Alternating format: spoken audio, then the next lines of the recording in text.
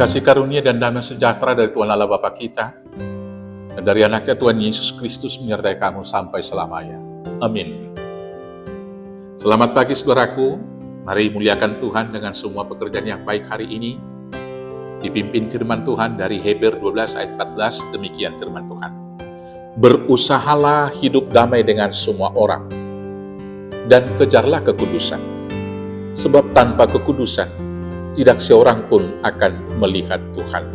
Demikianlah firman Tuhan. Bapak Ibu Saudaraku yang terkasih dalam Yesus Kristus, dari awal penciptaan dunia ini diciptakan oleh Tuhan dan dalam kebaikan. Tiap-tiap selesai satu penciptaan, Tuhan mengatakan dan melihat semua baik adanya. Hal yang baik mulai dari hari pertama sampai hari ke-6. Kemudian itu menjadi satu keutuhan ciptaan yang di dalamnya harmoni. Dan itu juga yang kelihatan dari kehidupan Adam yang pertama di awalnya. Mereka saling memuja.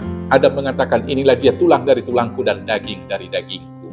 Dan Hawa juga menghormati suaminya. Manusia mengelola kehidupan itu dengan begitu baiknya. Dengan satu persyaratan, mereka hidup berpusat kepada Tuhan. Hidup di dalam damai dan menjadi pembawa damai, itulah tugas panggilan anak-anak Tuhan. Hari ini firman Tuhan mengingatkan kita, berusahalah hidup damai dengan semua orang. Saudara-saudaraku yang terkasih, berusaha hidup damai berarti ada usaha yang proaktif dari kita. Supaya dapat hidup berdamai dengan seseorang, syarat mutlak yang pertama adalah kita harus merendahkan diri. Karena apa? Di mana ada orang yang saling merendahkan diri, di sanalah ada damai sejahtera.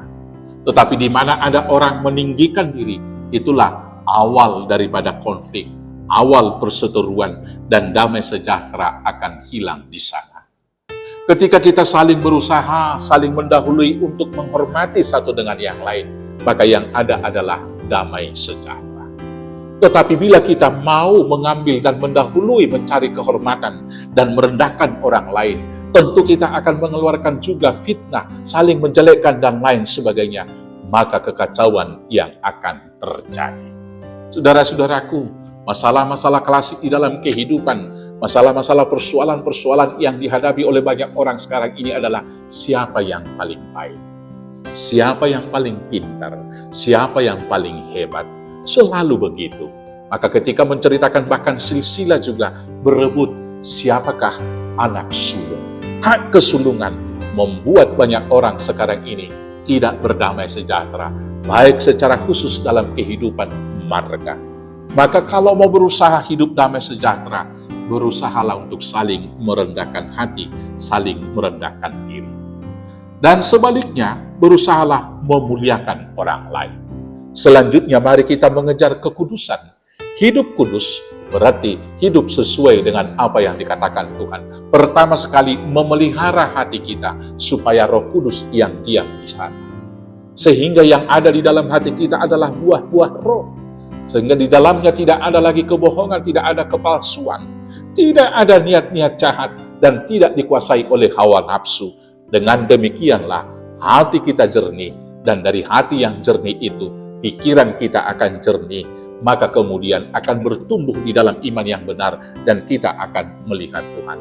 Bapak Ibu Saudaraku, didorong dari perdamaian dengan Yesus Kristus, karena kita sudah berdamai dengan Tuhan, karena Tuhan memperdamaikan dirinya, maka berusahalah hidup damai dengan semua orang dan kejarlah kekudusan. Tuhan Yesus memberkati. Amin. Kita bersatu dalam doa. Terima kasih Bapa yang baik. Biarlah pendamaian Tuhan dengan kami memampukan kami berdamai dengan semua orang, dan memampukan kami hidup kudus di dalam Yesus Kristus Tuhan Juru Selamat kami yang hidup. Amin. Selamat beraktivitas, Tuhan Yesus memberkati. Horas, horas, horas.